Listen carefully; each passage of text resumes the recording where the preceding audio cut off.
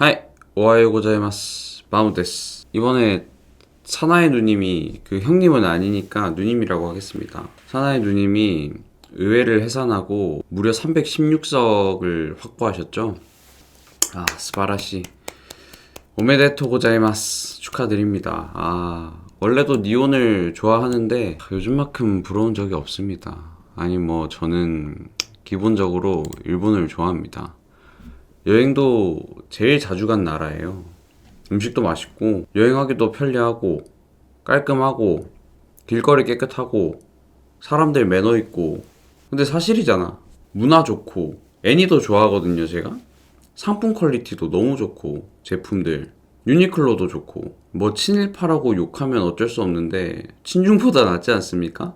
저는 그렇게 생각하는데, 물론 일본이 잘못한 부분이 있죠. 잘못한 부분이. 근데 그거는 임진왜란이랑 일제시대 식민지랑 100년이라고 치면은 저기 옆에 대륙은 저희를 1000년을 괴롭혔어요. 이거는 팩트잖아요. 일본은 그래도 사과하고 8억 불이라도 줬지. 근데 우리나라를 이제 식민지 삼았던 거를 제대로 된 역사 교육을 하지 않는 거는 좀 아쉽긴 한데, 그래도 사나이 누님이 한번 얘기하시지 않았나? 취임하시고? 여기 있네. 다카이치 무라야마 담화 관련. 그래, 내 기억에 이거 식민지배 반성한다는 기사를 본 적 있는 것 같아.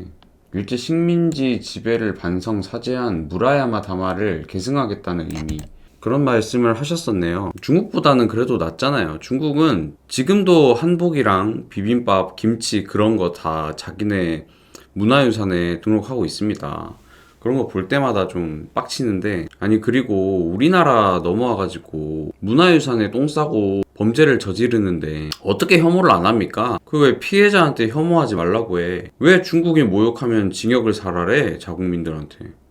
말이 됩니까? 국가가 자국민을 보호해야지 왜 다른 나라 사람을 더 보호합니까? 원래 이런 말을 하려고 켠 건 아니었는데 아무튼 돌아와서 사나이 누님이 이제 굳히기 제대로 들어갔죠. 의회를 해산하고 중의원 선거로 자민당이 전체 465석 중에 3분의 2가 넘는 316석을 확보했습니다. 헌법 개정을 하려는 목표가 가까워졌죠. 일본은 전쟁에 대한 대비를 하기 위해서 개헌을 하고 싶어 해요. 근데 사실 이거는 세계대전 이후에 이제 통제받게 된 일본의 수건이 아닐까 싶은데, 근데 사실 이게 당연하지 않습니까?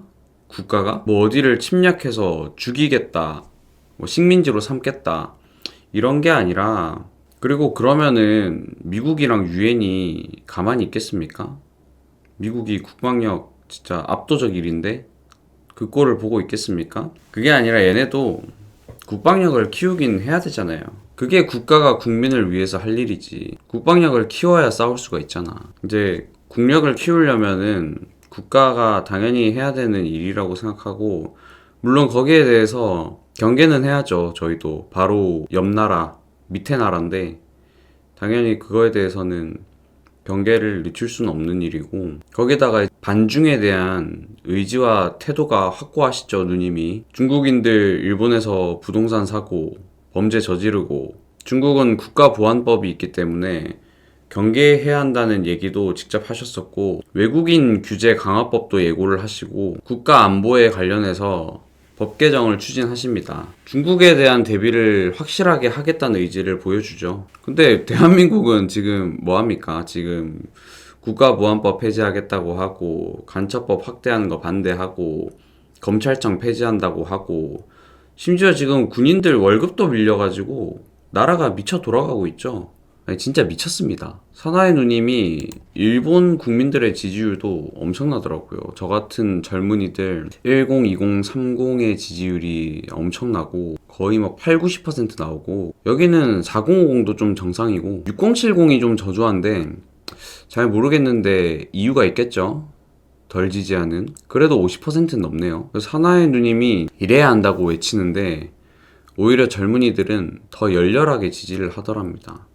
우리나라는 너희 놀아도 돼, 놀아도 국가가 돈을 준단다 하고 있죠. 안 됩니다. 우리도 열심히 일해야 돼요. 일본이 제조업 얼마나 잘합니까? 솔직히 일제 퀄리티 너무 좋잖아. 인정할 건 인정해야지.